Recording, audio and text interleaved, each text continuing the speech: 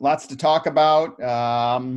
I guess we'll start with yesterday's big news that we'll be maybe playing baseball and softball this season. I see a dog down there now. So, to me, I think it might be the biggest news that has come out from the association or the union since the end of six-player basketball. In impact and maybe in surprise. You guys' thoughts on that? Go ahead, boys. I don't know if there's been a more anticipated decision either way for a long time. And it's interesting that you use six-player basketball. Everybody knows how monumental that was and that change. This is something, either way, it was going to be a decision. The spring was a historical moment, I think, for Iowa sports, and this is just as big, if not bigger, just because of everything that surrounds this decision and the uncertainty about how they got here, why they got here, and even how to proceed now that they're planning for a season, that these teams are starting to make plans to start practice on June 1st. I was stunned, and because you guys talked to probably more people than I did last week, but the people I talked to said no way. Then this was like late last week, that it wasn't going to happen. It just, the timing wasn't right. I got the impression maybe the association wasn't necessarily all on board. But I think that announcement yesterday from the governor may have just changed everything. I don't know what you guys think, but when the governor says, okay, yeah, you guys can start practicing softball and baseball June 1st, if you want, what's the association and the union supposed to say after that? Maybe I'm wrong. I think they. What's that, Lindy? They pretty much had to say yes, I think. So yeah, it's interesting. It's interesting that you put it that way, JJ, because coaches that I talked to yesterday said 4 days ago they would have said no. Yeah, they weren't having exactly. a season. I mean, that's 4 days ago. Yeah. And these are people that are supposed to be in the loop, and I hope I'm not stepping out of bounds by sharing this, but we both saw the notes that were distributed from an advisory meeting. Mm-hmm.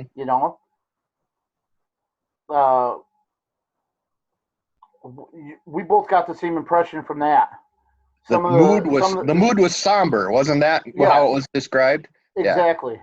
Exactly. And some of the things that were mentioned made you think, yeah, there's no way. There's no way plans are going to move forward.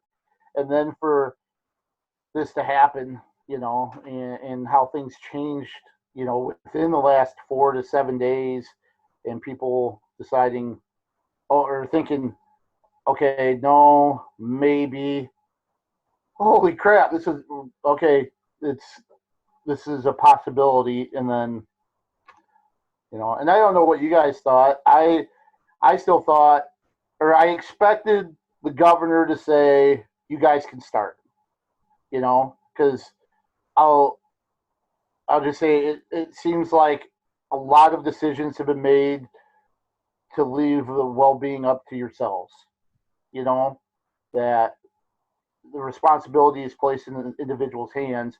So expected them to say, you guys can start June 1st, but it was cloudy of whether or not the association or union would actually go ahead, even with the okay. And then to have it accelerate the way it did, to where in the afternoon they're saying, "Hey, we're gonna do this," it just kind of blew my mind.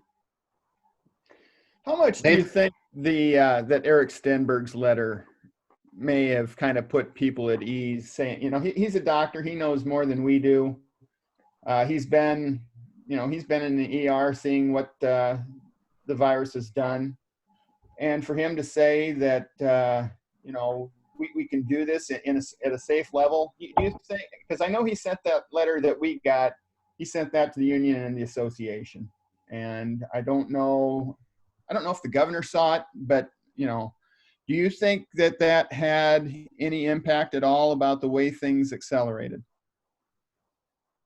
I don't think it. I honestly think this is only happening because of what Governor Reynolds said yesterday. That's my opinion.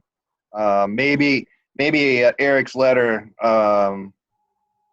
made it a little easier for the association and the union to say yes. I don't know.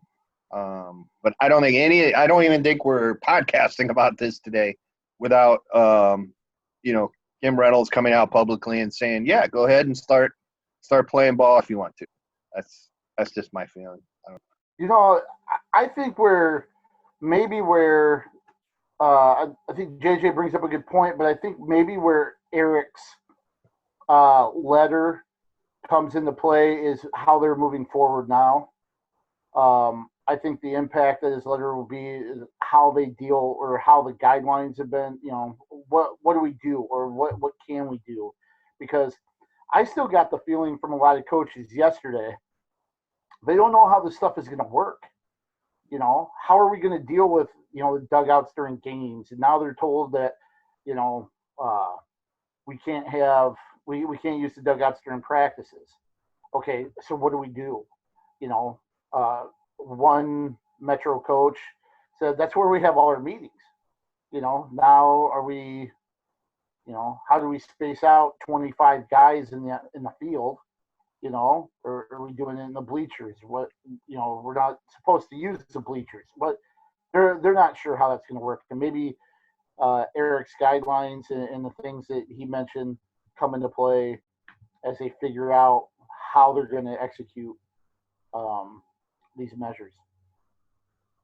I think one thing they're going to have to do, I think they're going to have to reduce roster sizes for each game. Only dress 14 or 15 kids, and some kids are just going to have to rotate. And I think the days of having 22 kids or 18 kids on a roster for any certain game, I just don't think that's going to happen this year. Well, especially road games when you're traveling on a bus. And I was talking to Kyle Rodenkirk yesterday about this. They're going to have to figure out, how are we going to load our roster on a bus and travel an hour and a half to Dubuque or whatever. You might see travel teams or something like that, to where, you only dress 12 to 15 guys for a trip up there, And then are you going to take 3 buses to take 15 kids somewhere? And that's it's not only that, but look at the Tri-Rivers Conference guys that they play baseball and softball games simultaneously at the same site. So what are you going to do? Like, say Northland has to go to Calumet Wheatland, just throwing out an example. What are you going to take? 6 buses, 3 for the girls and 3 for the boys.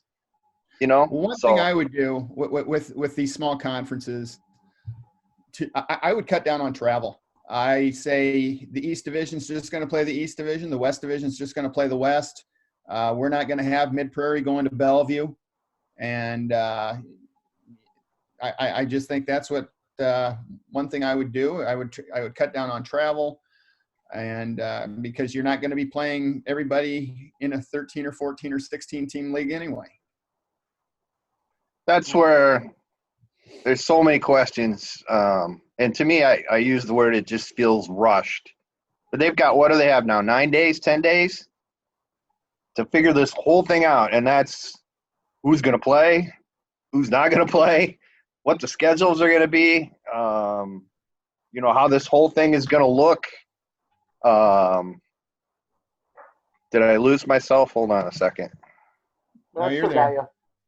You can still see me? Yep, I we're see. good. Okay. All right. I can't see myself, which is probably a good thing, but there we go.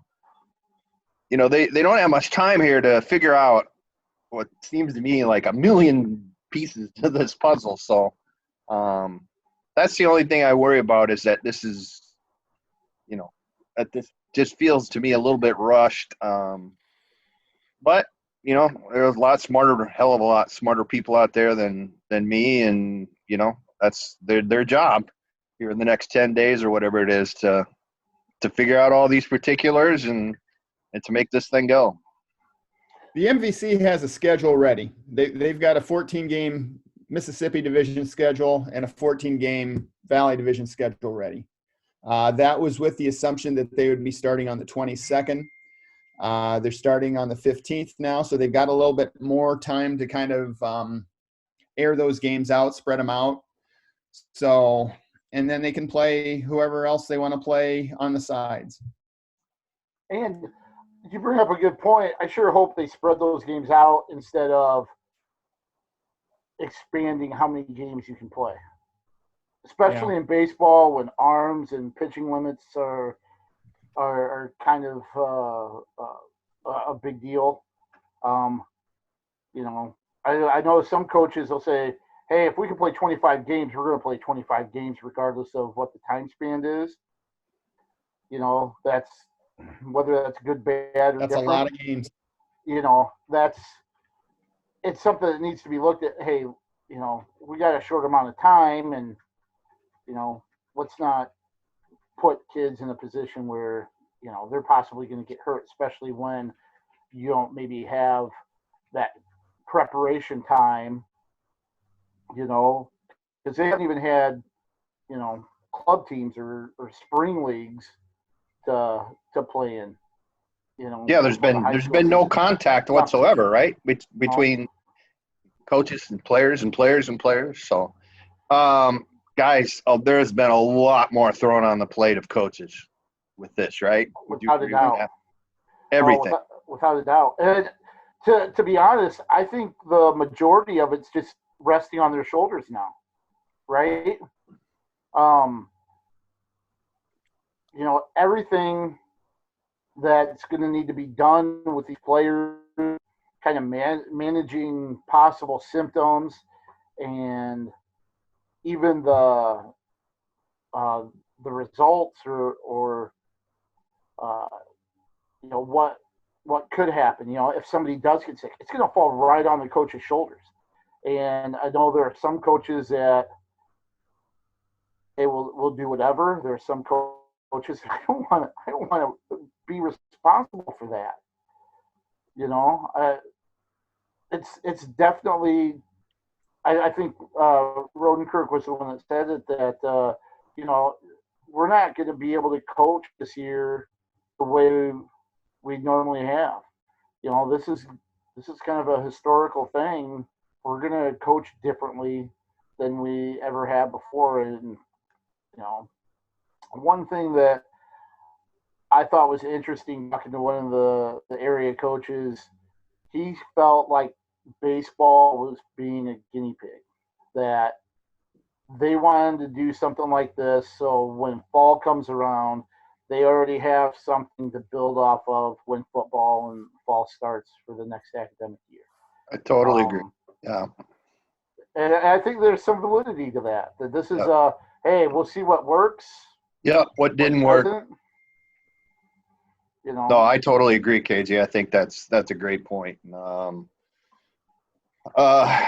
see. It is, these two are the easiest sports other than running, I guess, go cross country maybe, or things like that, to be able to try this out, so to speak, because you really are, naturally you're kind of spaced out a little bit, especially in baseball with the huge fields and things like that. And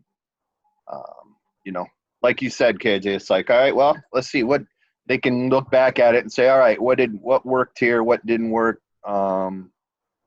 now maybe we can apply this to the fall with swimming, cross country, football, and things like that, volleyball, obviously as well. So some of the questions that I had, and you go crazy playing the what if game. What happens when somebody on a team does have symptoms or tests positive? What's going to happen then? Does the entire team go into quarantine for 14 days? What happens to their slate of games? And if it's baseball, what if that happens July 10th? What happened, say they test positive on a Tuesday, what happens to the team they may have played on Monday? Is that team considered exposed? Do they have to go into a 14-day quarantine as well? Is that something, what happens if it comes at the state tournament? Yeah. And that's another thing too. You were talking about, high schools with softball and baseball games being held at the same time. Districts in baseball it's been 4 teams at a site, especially for district games.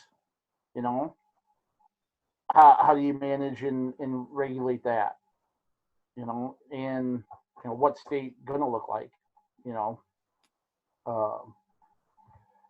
Do they play all at Principal Park? Is Principal Park going to be available? Do you try to space the teams out and maybe go to a 1 year where you return to Carroll and Marshalltown, or maybe even have 4 different sites for each class so the teams aren't huddled together and make it a shorter state tournament? I don't know. Keating said that they were pretty much married to keeping everything in Des Moines, staying at Principal. All right. And that's a big park. I honestly can say, unfortunately, I've never been to Fort Dodge, but that's compact, right, Jeff? No, it's spread out. No, they've got a set of bleachers right behind home plate, a set of bleachers down the first and third baselines where the team's parents and fans usually sit. Behind is kind of a hodgepodge of where a lot of people sit, but then they've got bleachers that you could probably fit 40 to 50 people all the way across the outfield. They probably got about 10 of those, 2 or 3 of those down the outfield lines. I don't think it would be a problem to people out pretty well there. Correct me if I'm wrong, but aren't bleachers supposed to be out of the question for fans to attend? Oh, you mean you're supposed to bring your own chairs and stuff? Yeah, I think behind the plate, yes. I think people are just going to have to spread out in lawn chairs. But again, in baseball and softball, you've got a lot of room in the outfield. You should. So, I don't know. Guys, we know that the Des Moines Public Schools won't be playing. That was decided in the spring, right? That they weren't going to have summer sports. How many other school districts do you think are going to opt out, if any?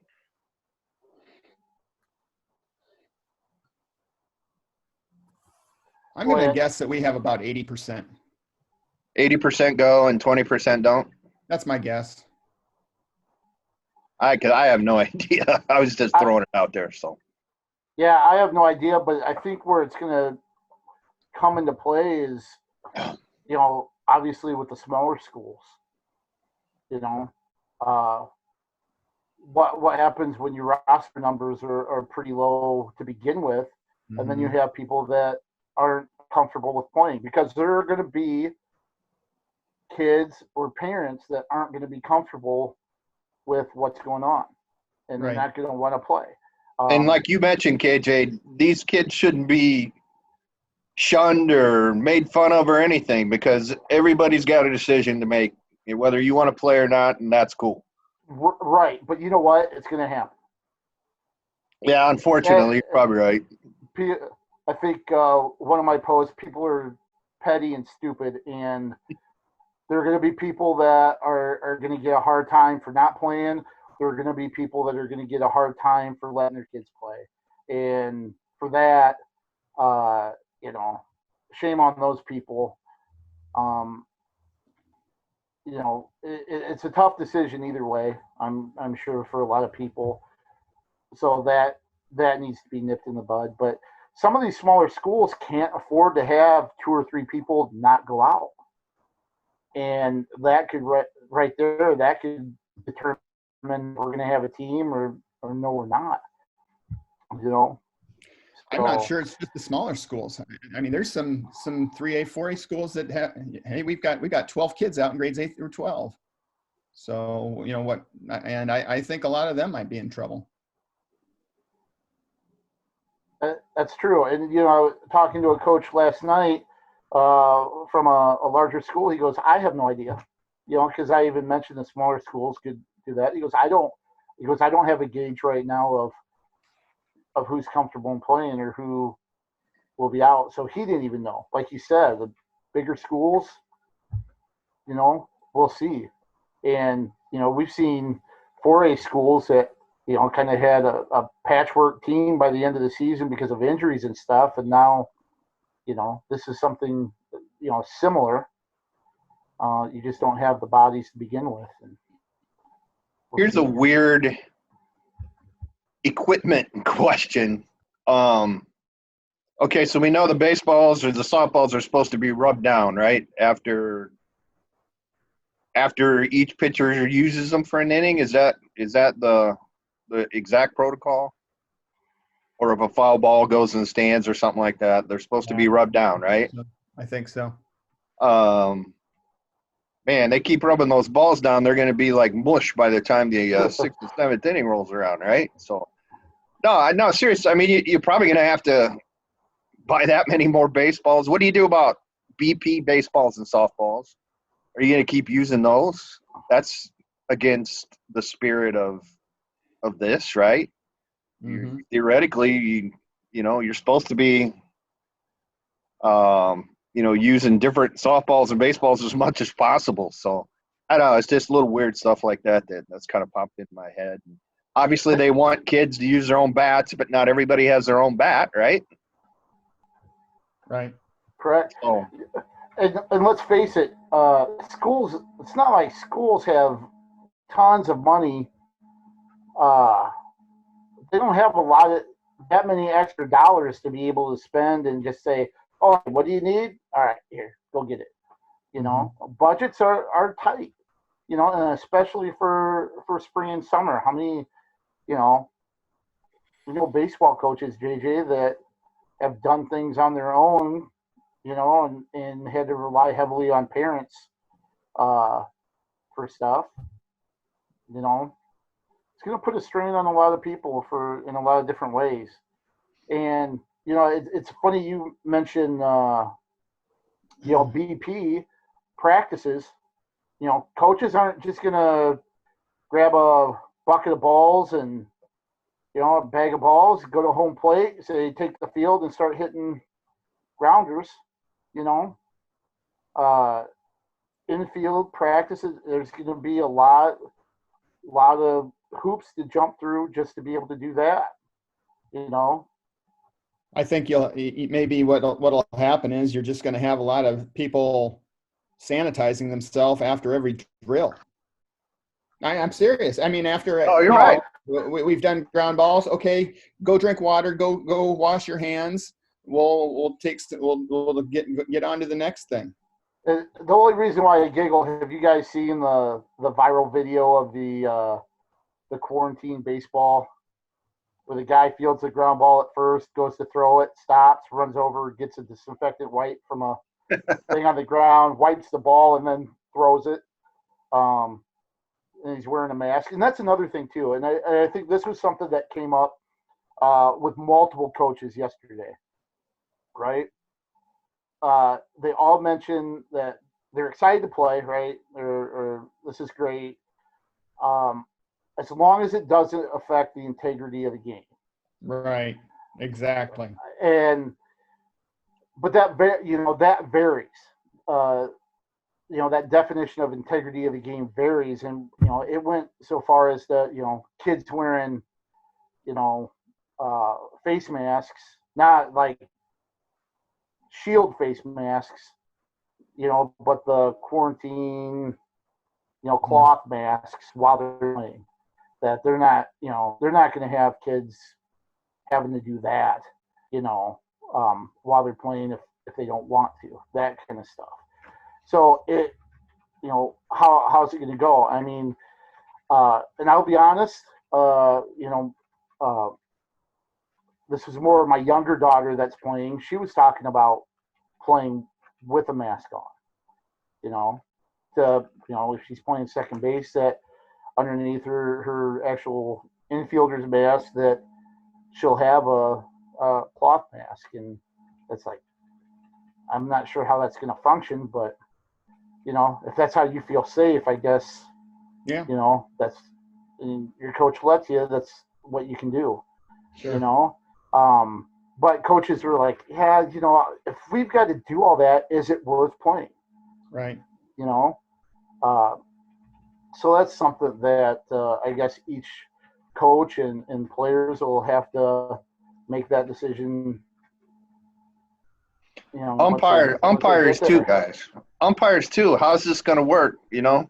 I know we've all been told that when the surveys went out to the administrators and the umpires, that there were a number of umpires that said they weren't going to umpire. So, are there going to be enough umpires? If not, I mean, are we going to see one-man crew where the umpire stands behind the pitcher and calls balls and strikes, and then does base work as well? I mean, that's a lot of questions with that as well, to me anyway.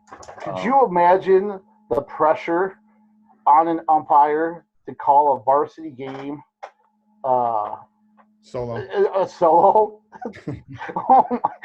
Whether it's softball or baseball. I mean, come on, they have a hard enough time making people happy when there's a two-man crew, or even during state where you've got a four-man crew. Sometimes they can't do anything right, and now you're going to lump that on one person, and especially in kind of stressful times to begin with. Mm-hmm. I've seen actually two Midwest League games where one of the umpires got hurt in the middle of the game, and one guy had to work the rest of it. Oh, and it was behind home plate, and then try and flip a coin on all the base calls. So yeah, especially at that level. Gee, many Christmas. So go ahead, Jeff. Just have the kids call the game themselves, other than behind the plate. I'd say have the parents do it. Oh, have a parent behind home plate, call balls and strikes and outs, and safe and all that kind of stuff. And then if they're wrong, they can get yelled at. Yeah, there you go. And here's another question regarding umpires too. What happens when an umpire comes down with COVID? If they do, more than likely, usually they're probably working multiple doubleheaders or multiple games in a week. So do all of those teams that had that umpire working,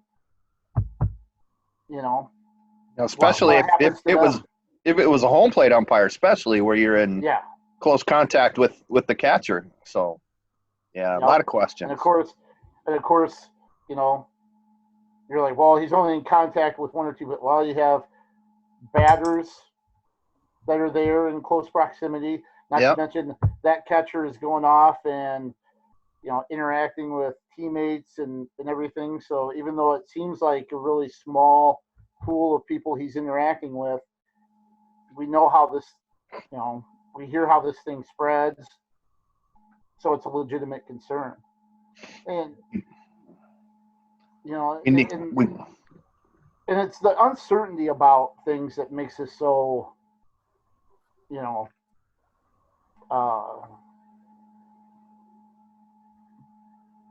makes it so hard because we don't have a blueprint for anything like this. Hell, we don't even know how covering games will necessarily work compared to how we've done it in the past. Nevertheless, how they're going to play and how these extra measures are done, there's no blueprint. There's still a lot of questions about how this thing's, how it spreads and, what things really do work and what things are detrimental. I mean, you still can't even get people to agree on whether cloth masks work or not, or what type of cloth masks work, and herd immunity and isolation and all this stuff that nobody agrees on. And now you're trying to go on and do something, and you've got no background or no information. You're guessing, I guess, is the biggest thing. Is you're guessing that things are going to work out or be this way. And we're the first. Yeah. We are, the entire country is looking at Iowa here for over the next month and a half or 2 months, whatever it is. The entire world, for that matter, to see how this works, to see how this goes. And you just hope that I hope we represent ourselves better than we did during the caucuses. Yeah.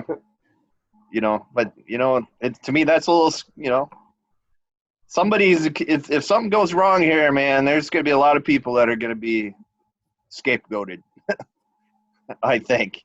And I guess that's why the folks that's why they have the big money jobs, right? I guess at the association, at the union, the governor's office, things like that. So, but let's hope for the best. I mean, bottom line. Yeah. Right? And the one thing, even though I think coaches, obviously are shouldering the biggest burden here with some of the things like having to take temperatures and everything.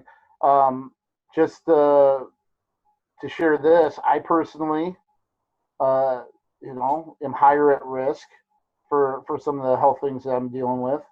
I'm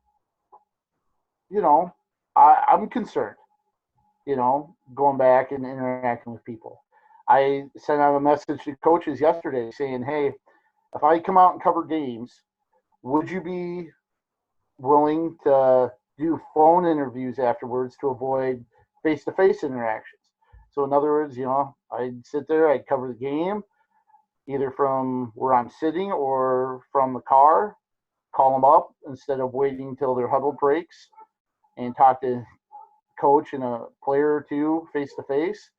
And all of them responded, we'll do whatever you need. I think they are trying to be as flexible as possible, which is really says a lot about the coaches. That, hey, okay, if we need to do this, that's what we're going to do, because I think we all agree that coaches, play or no play, obviously they want to get back on the field because they love what they do and they love the sport that they're in. But they're concerned about the safety of players, and they want to do what's best for the players and everybody involved. Guys, it was and Nathan, you were there that week too, back in the boys tournament. How bizarre that just from the start of the week, everything's normal. On Monday, you're shaking hands, you're slapping people on the back, interviewing them up close. And then totally by the end of the week, you're not touching anybody. You're trying to stand as far away, back from them while you're interviewing them. And, me being Mr. Paranoia, a couple of loose balls flew over into the media area. I catch them, throw them back to the kids, immediately grab the hand sanitizer. It's just it's weird. And like you said, KT, this is I don't know. It's our new normal, I guess, to use that phrase that I hate, but it is everybody's new normal. I just want to share one of the things. Obviously, I think a lot of people know that my older daughter is gonna have her sophomore season for Xavier. You know, when this came out, I'm one of those people that I'm glad they're getting a season, but I'm really freaking nervous. I really am, and I still am unsure. You know how this will affect people beyond the players, because right, high school kids, relatively healthy, more than healthy, are going to be fine.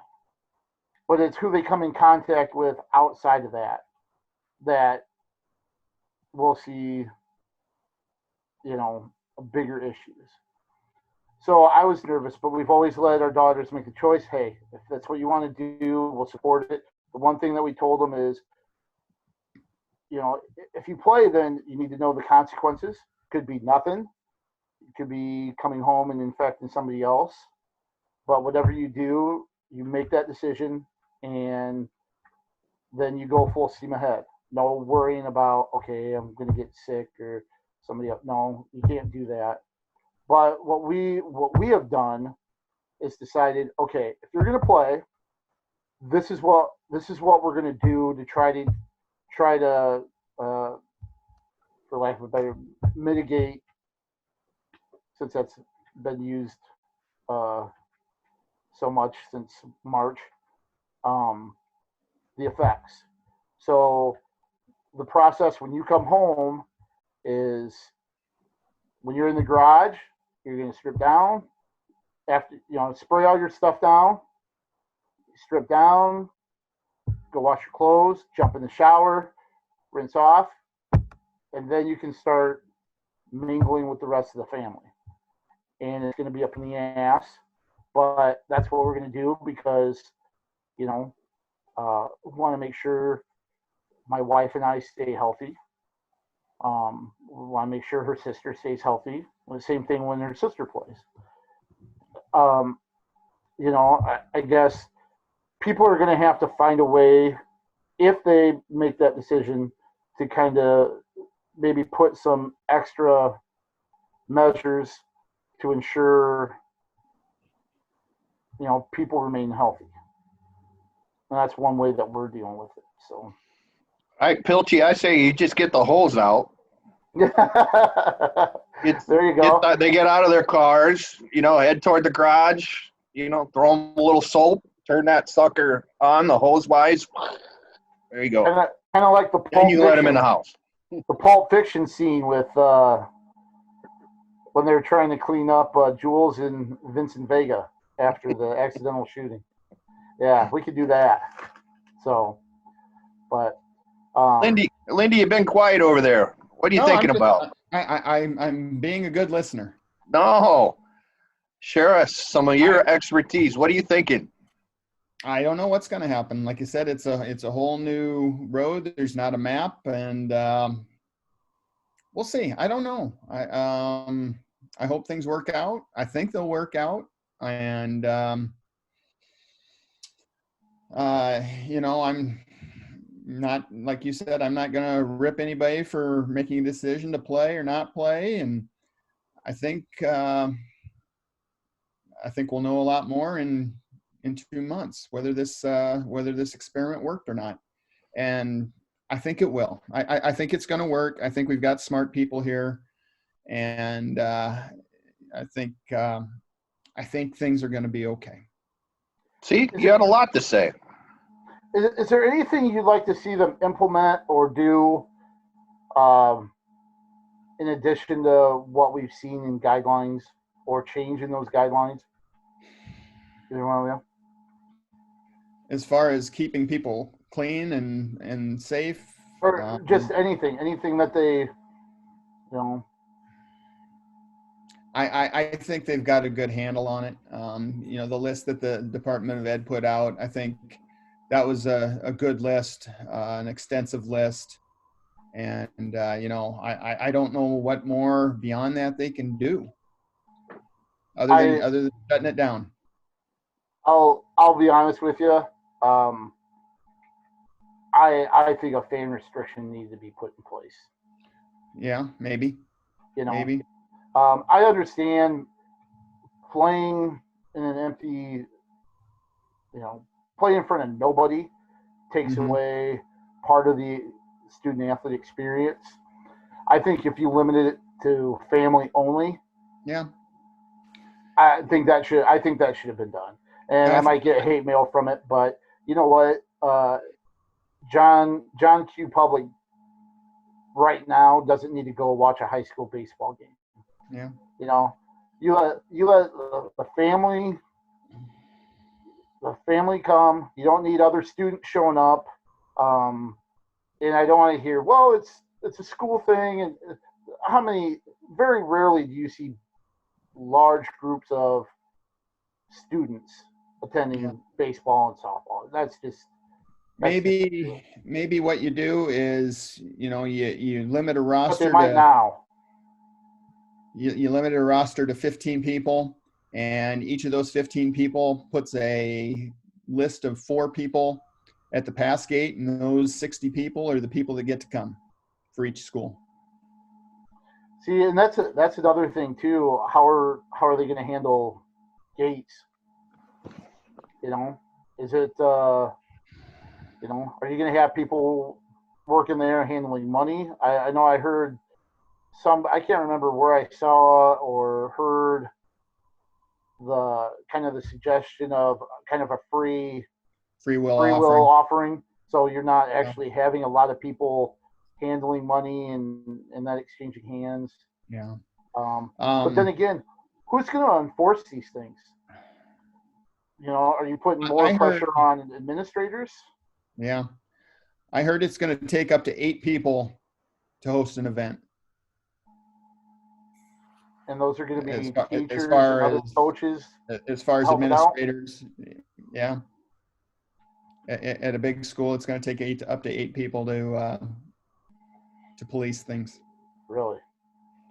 And I'd like to say I'm sorry, Jeff, that you won't be able to enjoy the fine Jefferson concession stand at all this So season. am I. Yeah, the cabin. I know. No popcorn for me for any game I might cover, and that really kind of pisses me off. So Bring your own. I guess so. What can you do, right? We'll bring our own pastries to games. There you go. So, anything else? That puts a burden too. We talked about money, Yeah. and now they're not going to have probably one of the things that they make money on, not just Jefferson, other booster clubs. You're not going to have concession stands to make money off lackeys like us buying food from them. What are you going to do? Maybe you have to increase the amount of admission. Maybe it's $10 per person. No, I don't know, because somebody's got to pay for the umpires too. right. Every time you turn those baseball or softball lights on, that's money you're spending. Yeah. So maybe you play day game. Yeah, that's fine. Start at 3 p.m. Oh, I wouldn't be against that. Of course, JJ, we played at a time when Washington didn't have lights. That's right. I think it was 3:30, 5:30. Yeah, right when that sun was coming down. Yep. Second base and right field, man. Staring right into it. So that'll put a challenge back into some contests. Absolutely. If Washington had to do that, but yeah. So Anybody have anything else to say? Have fun, kids and coaches and umps, and be safe. There you go. That's all I got. yeah, I would just echo with JJ. The one thing that's going to really be tested is understanding. Not to sound too goofy, but you know what? It's gonna challenge the maturity level of a lot of parents, a lot of players, a lot of coaches, that you're going to have understanding up and down the lineup. Yeah. If you show up and you sit somewhere you're not supposed to sit, somebody comes over and says, "Hey, move! Don't be a jerk, or jackwagon." move. Yeah. You know, if something is, you know, if Johnny gets put somewhere because of social distancing, don't say, hey, why is my kid sitting over here, and cause all kinds of headaches, you know, with the coach. Or if Johnny ends up, you know, with a 99.8 degree temp at the start of practice and coach sends Johnny home, you know, don't come storming up there and saying, my kid's fine, he's just fine. Mm-hmm. You know, why'd you do that? You didn't do that to somebody else. You've got to work together in this thing. Yeah. You know, People just need to be good to each other, and Right. most people will, some won't, and you know, those people probably don't belong at the ballpark. yeah. And you know, it's new for everybody. No coaches haven't been through this, administrators haven't been through this, players certainly haven't been through this. You know, you've just got to take it for what it is and just be thankful that you're getting on the field and hope that everybody stays safe, like JJ said. Yeah. All right. Well, Thanks, guys. Appreciate it. Nathan, thanks for putting this together. And one of these days we'll have an 11 o'clock meeting on Monday together again. It's good to see your faces. So We'll have to hit lunch. Yeah. Now that Go they're ahead. opening up, we'll find something good to eat. So we'll talk to you guys soon. And thanks for watching. Thanks for listening, people. And looks like we'll see you at a ballpark here soon.